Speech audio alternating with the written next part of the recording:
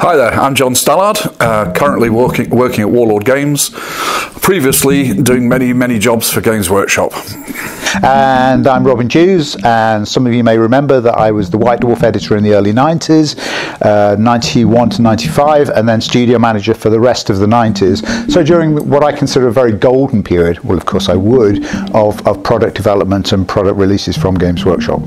So Robin, what's this book all about? Well, it sounds a bit pompous, of course it would do coming from me, but there's this kind of golden era for Games Workshop, or I see it as a golden period, that starts with probably the release of first Warhammer in 1983, when Rick and Tony Ackland, basically the two of them put together Warhammer, but actually Games Workshop and Citadel Miniatures, as it was then in Newark, found this golden combination of toy soldiers and game rules, and they pushed that through Warhammer, then Warhammer 2nd edition, and then of course 40k and 3rd edition, and this magic period developed of games such as Space Marine, Adeptus Titanicus, Blood Bowl, all through Necromunda and Mordheim, of marrying beautiful, fantastic, exciting toy soldiers with these really brilliant sets of game rules, and it's that golden period that we're interested in. Okay, Robin, I now understand what the book is, but how do we come to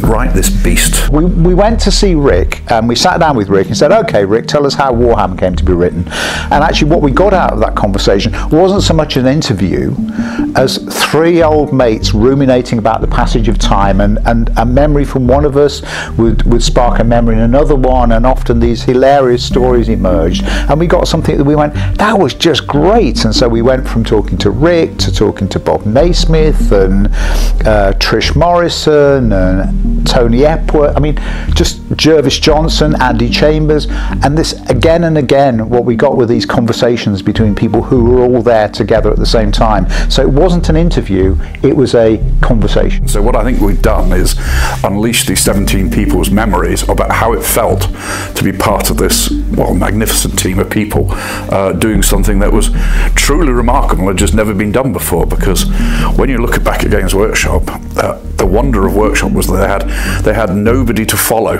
They trailblazed. They did it all themselves. They weren't following anybody. Nope. They made it all up as they went along, and that comes through in these stories very well. Absolutely, and we've taken those conversations and we've presented those conversations in the form of 17 talking heads, talking miniatures. If you're alive in the 80s and buying Citadel miniatures and playing games, this is the book for you.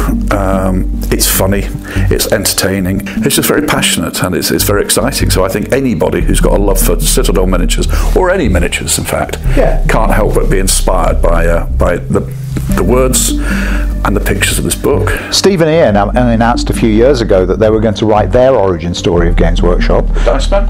The Dice Men, yeah. But the take that we have is slightly different, because all of that was Steve and Ian, and they imported the first copies of Dungeons and Dragons, all of that.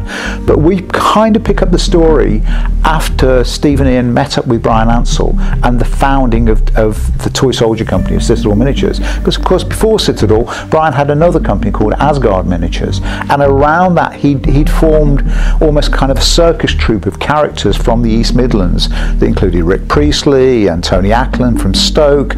John Blanche was in there. Brian was the centre of gravity, the black hole, if you like, that pulled these people in, and Jez Goodwin was in there, Ali and Trish Morrison. It was these people and their talent for sculpting and designing and creating miniatures that really kick-started the whole Warhammer and fantasy gaming thing.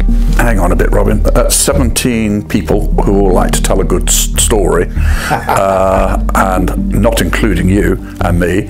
That's 17 chapters plus beginning and end and a middle.